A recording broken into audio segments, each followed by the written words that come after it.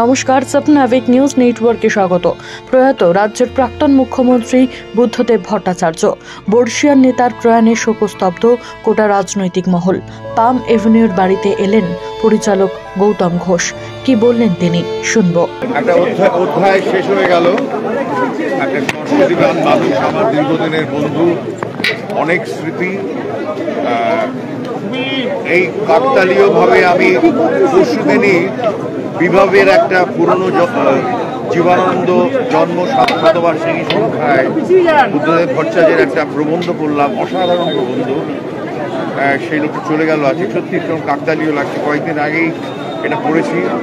আর আমাদের সিনেমার ইন্ডাস্ট্রির জন্য তো অনেক করেছেন, মানে ওর উদ্যোগে সত্যজিৎ রায়, মৃণাল সেন, রাজেন তরফদার, তরুণ মজুমদার, আমি এবং বুদ্ধদেব দাশগুপ্ত আমরা আমাদের গুরুত্বপূর্ণ কতগুলো চলচ্চিত্র নির্মাণ করেছি।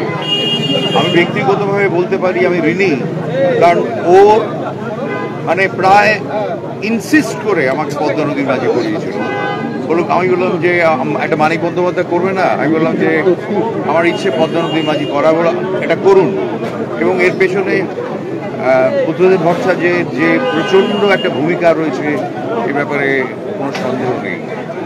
তা একজন সংস্কৃতবান মানুষ চলে গেলেন, কবি, প্রাবন্ধিক এবং অত্যন্ত মানে সৎ একজন বিচক্ষণ মানুষ। আমরা সবাই ওকে যেন মনে রাখি। এই আমার ছোট মাতব্বর, সপনাভিক নিউজ, কলকাতা।